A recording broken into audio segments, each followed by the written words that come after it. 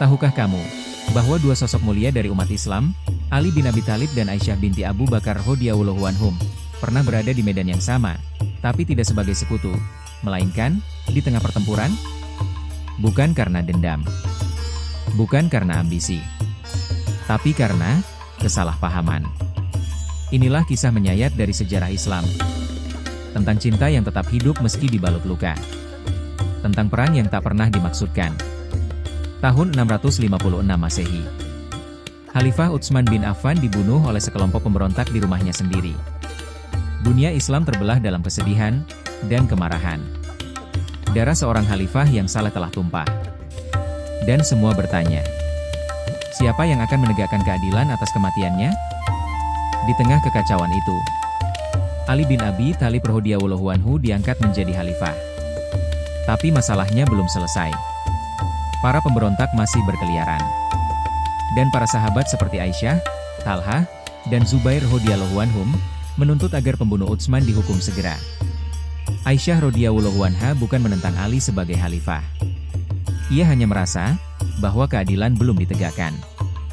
Maka ia melakukan perjalanan ke Basrah, Irak, bersama Talha dan Zubair untuk mengajak umat menuntut kebenaran.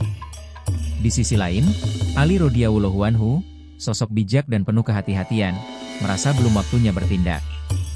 Negara masih tidak stabil. Jika ia bertindak tergesa-gesa, bisa jadi akan muncul perang saudara.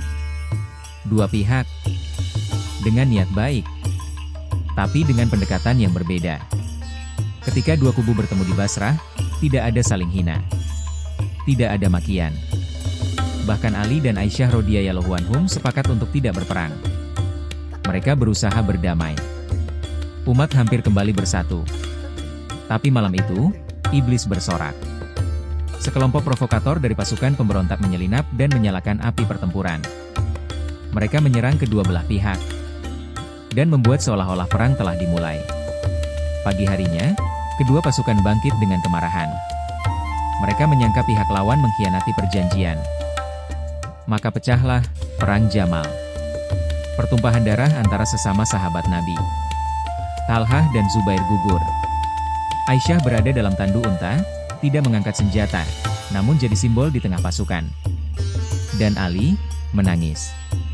Ia tak pernah ingin ini terjadi. Ia perintahkan pasukannya, jangan lukai Aisyah. Dia adalah Ummahatul Mukminin, ibunda kalian. Setelah perang usai, Ali mengantar Aisyah pulang ke Madinah dengan pasukan kehormatan. Ia tidak membenci. Ia tidak menghina. Bahkan ia berkata, antara aku dan Aisyah, tidak ada selain cinta dan kehormatan. Dan Aisyah pun menyesali kekeliruan itu. Ia tak pernah lagi terlibat dalam konflik politik. Ini bukan kisah siapa yang benar dan siapa yang salah. Ini adalah kisah betapa niat baik pun bisa salah arah jika komunikasi terputus. Ali dan Aisyah radhiyallahu anhum tetap dua bintang dalam langit Islam. Mereka berpegang pada iman, meski diuji dalam perbedaan. Janganlah kita mencela mereka, karena mereka jauh lebih mulia dari kita. Mereka adalah orang-orang yang Allah ridha, dan mereka telah dijanjikan surga. Semoga kisah ini mengajarkan kita untuk sabar, untuk menahan emosi saat terjadi perbedaan, dan untuk tetap saling menghormati sesama muslim. Jangan lupa like, share, dan subscribe untuk kisah-kisah sejarah Islam lainnya. Tulis di komentar. Aku belajar adab dari kisah ini.